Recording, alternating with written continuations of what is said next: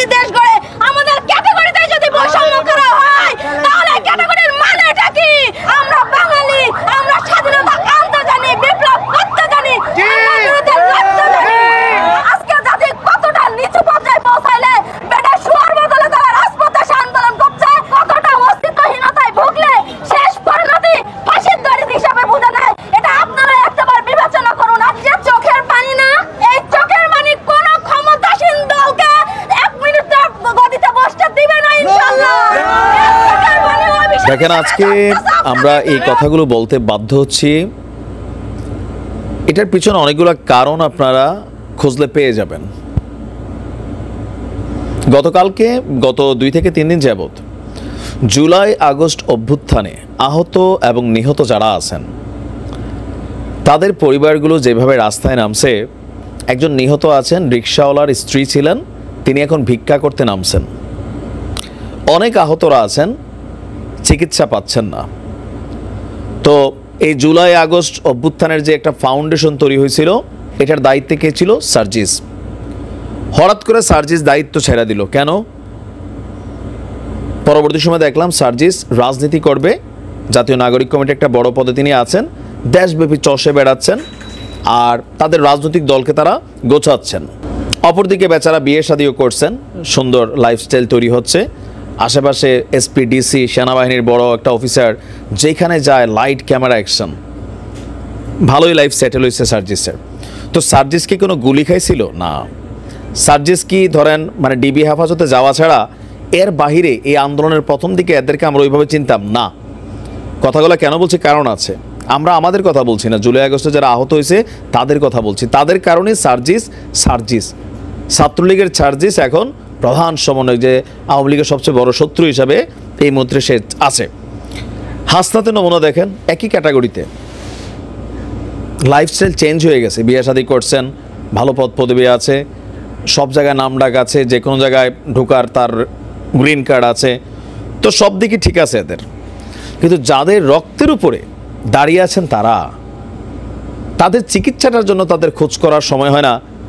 তো গতকালকে যখন প্রধান উপদেষ্টার যমুনার বাসভবনে হাসনাত গেছেন, ওইখানেও গিয়ে কিন্তু কালকে অপমানিত হয়েছেন।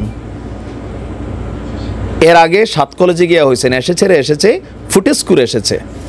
এরা লাইট ক্যামেরা অ্যাকশন, রাজনৈতিক দল, বিএনপির সাথে বাদানুবাদ, আরও যেই বক্তব্যগুলো এরা দিচ্ছে, এরা আবার বলতেছে এই সরকার ব্যর্থ। তো এই সরকার কার? তোমাদের তৈরি করাই তো সরকার, তোমরাই তো নিয়োগ করতে এই সরকারদের। প্রথম প্রায়োরিটি লিস্টে থাকা দরকার ছিল, যেগুলো আমরা দেখছিলাম। আর শেখ হাসিনা যে এত খারাপ ছিল, তাও তো মুক্তিযোদ্ধা জিনিসটিই কিন্তু শেখ হাসিনার পতন হয়েছে এই জায়গাটা থেকে, যে তিনি মুক্তিযোদ্ধাদের নাতিপতিদের পর্যন্ত সুযোগ সুবিধা দিচ্ছেন। আর তোমরা তো রানিং জিন্দা 6 মাসও নাই, নিজেদের সুযোগ সুবিধা পাচ্ছ। আহত যারা আছে, নিহত যারা আছে, তাদের পরিবারের সুযোগ সুবিধা, সুষ্ঠু চিকিৎসা, পুনর্বাসন, ভাই কেন? তোমরা সারা দিনের মধ্যে যে পরিমাণ ইফোর্ট পলিটিক্যালি দিচ্ছ, আওয়ামী লীগের গালাগালি করতে দিচ্ছ, শেষ তো? আওয়ামী লীগ তো আর আসবে না। এখন দরকার কি ছিল? প্রায়োরিটি লিস্টে আহত নিহত পরিবারগুলোকে ক্ষতিপূরণ, চিকিৎসা, তাদের পরিবারগুলো কিভাবে চলছে। আমি এতক্ষণ পর্যন্ত যতগুলো কথা বলছি, একটা কথা আমার না, প্রতিবাদের আওয়াজ উঠছে যে তোমরা নিজেদের পদ পদবী, রাজনৈতিক গোষ্ঠী, ভবিষ্যৎ, আত্মীয় স্বজন পর্যন্ত অনেক কিছু করে ফেলছো। আমরা কি প্রয়োজনে 20 দিন আমরাও 20 খেয়ে আমরা পুরো শহীদ পরিবার হয়ে যাই? আপনাদের কাছে আর কেউ দাবি দাওয়া নিয়ে রাস্তায় নামবে না।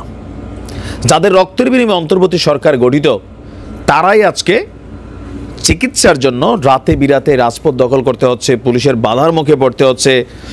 আর অপরদিকে এই টোটাল আন্দোলনে হাতে গোনা 20-50 জন যারা সমন্বয়ক, এই মুহূর্তে তাদের লাইফস্টাইল চেঞ্জ হয়ে গেছে। মিডিয়া ফুটেজ, কাভারেজ, টাকা পয়সা কম বেশি আসতেছে। ঢাকা রূপায়ণ টাওয়ারের মতন অফিস চালাচ্ছে, এই খরচ পাবলিক দিচ্ছে। তো যাদের জন্য দিচ্ছে তারা কি পাচ্ছে? আস্তে আস্তে কিন্তু তোমরা তোমাদের সমর্থন হারাচ্ছ। তা আমরা দেখছি যে আপনার রাত 12টার দিকে পুলিশের ব্যারিকেড ভেঙে যখন এখানে গেছে, এরপর আমরা হাসনাতরে আসতে দেখলাম। তো হাসনাতও এখানে খুব বেশি তারা পাত্তা দেয় না। হাসনাত বলতেছে এটা সরকারের ব্যর্থতা, আমি কথা বলবো। তো এরা রাজপথে নামলেই তোমাদের কথা বলার সুযোগ হয়? 6 মাস তো হয়েছে, এমন না যেটা খুব আর্লি স্টেজ। ছাত্ররা রাজপথে কাতরাচ্ছে, সার্জিসের বিয়েতে সব সমন্বয়ক উপস্থিত হওয়ার সুযোগ হচ্ছে, সবাই দায়িত্বশীল, কিন্তু ওইখানে গিয়ে কারোর সাথে কথা বলার সুযোগ হয় না। আজকে যখন তাদের যেই এই মুহূর্তে কর্মচারী আছেন, নিয়োগকর্তা কর্মচারী ডক্টর ইউনূস প্রধান উপদেষ্টা, ওনার বাসভবনের দিকে গেছে, তখন এরা যে সবাই মানে হাসনাত দৌড়ে আসছে, কেন এর আগে কেন তুমি গেলা না? আর তোমরা তো লিড করতেছো রাইট নাও, এর আগে কী করছে এটা আমরা জানি না, বাট আফটার মানে জুলাইয়ের একটা লাস্ট পর্যায়ে থেকে তোমরা ফোকাস হয়েছো। ডিবি হারুন তোমাদের কপাল খুলে দিছে। আজকে যখন আমরা দেখি আহতরা এই অবস্থায় আছে, এদের কপালে তো অনেক দুর্গতি আছে, দুর্গতির মাত্র শুরু মনে হয়। আবার হাসনাত বলছে কি, আমরা যদি না থাকি তোমাদের চিকিৎসা কিন্তু হবে না অন্য কেউ আসলে। তো কি বুঝাইতেছো তোমরা? মানে এই আহত স্টুডেন্টদেরকে বার্তা দিচ্ছ, কালের কণ্ঠে রেকর্ডের এটা। হাসনাত বলছে যে কি, এই সরকার যদি না থাকে, আমরা যদি না থাকি ক্ষমতায় বা আইনাসিনে, কি একটা কথা বলছে চিন্তা করেন। বোঝানোর চেষ্টা করতেছে 1 লাখ 5 লাখ, মানে না রে বাবা, আগে 5 লাখ দেশ নাই না, পরে বেশিরটা বেশি দিস। বেশি খাইতে যে অল্পের লাগলো পাইতেছে না পাবলিক, মারা যাচ্ছে, কারোর চোখ নষ্ট হয়ে যাচ্ছে, বিকলাঙ্গ হয়ে যাচ্ছে। আর ওদের ভবিষ্যতে আওয়ামী লীগ আসলে প্রত্যেকটা ধরে ধরে যে হাত পা আছে ওইগুলো বাকিগুলো কাইটা দিবে, ঝুলাই দিবে। তোমরা তো দেশ ছেড়ে পালাই যাবে অনেকেই, এটা তো বাস্তবে দেশে এটাই হয়, দেশে বিদেশে সিটিজেন হয়ে যাবে। এরা যাবে কই? তো এগুলা যারা দেখার নিশ্চয়ই তারা দেখবেন। আর এটাতে একটা জিনিস তো স্পষ্ট, তোমাদের পতন শুরু হয়ে গেছে, এটা মনে রেখো। যেই গতিতে যাচ্ছ, যে ভুলগুলা হচ্ছে, এটা তোমাদের পতনের প্রথম ধাপ। হাসিনার পতনের সময় হাসিনা বোঝা নাই। আমরা যখন কথা বলছি কি হয়েছে, ডিজিটাল নিরাপত্তা এনে মামলা হয়েছে, দেশে যেতে পারে না কেন? কারণ এই কথাগুলো বুঝাইতাম যে সামনে খারাপই আছে, দেখতাম যে রাস্তাটা রংলি চলতেছে। তো তোমাদের রাস্তাটা এখন রংলি চলতেছে।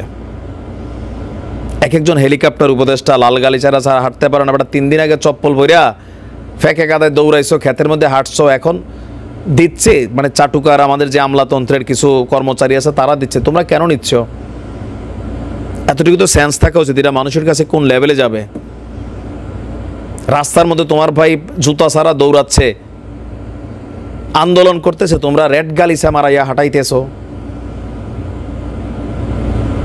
যদি খালি উপদেষ্টা পদ না হইতো আর এই জায়গায় না হইতো, এক একটা টিউশনি কইরা ওই দর্জি দোকানে অথবা কাপড়ের দোকানে অথবা একটা অফিসের 15-20 হাজার 50,000 অথবা বিদেশ গিয়া আমাদের মতন কামলা দেওয়া ছাড়া এক একজনের চেহারা সুরত পারিবারিক ব্যাকগ্রাউন্ড কিছুই নাই, সব জিরো। আজকে সর্বোচ্চ ফেসিলিটিস অর্জন করছো। কুমিল্লার ভাষায় একটা কথা আছে, খায় পাতে হাইজ্ঞা দেয়, বিষয়টা এরকম হয়ে গেছে। মানে যাদেরকে দিয়া তোমরা, তোমাদের পরিবারে কেউ মারা গেছে, প্র্যাকটিক্যালি গুলিবিদ্ধ হয়েছো, নাহিদের পাশা দেখছি লাল হয়েছিল, আর বাকি কারো তো কিছুই দেখি নাই।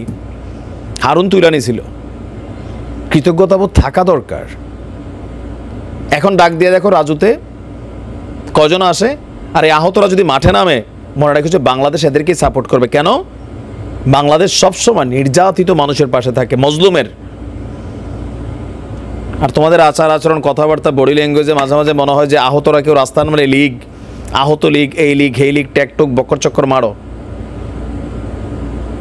এদের সুষ্ঠু চিকিৎসা, পুনর্বাসন, কর্মসংস্থান যেগুলো দরকার, এগুলো তোমরা ব্যবস্থা করে দিয়ে মানে দিয়া যাইতেই হবে। তবে এটার জন্য সময় নিশ্চয় আর দিবে না মানুষ। দেখা যাক কি হয়। আসলে এগুলো দেখতে খারাপ লাগে। ভালো থাকুন।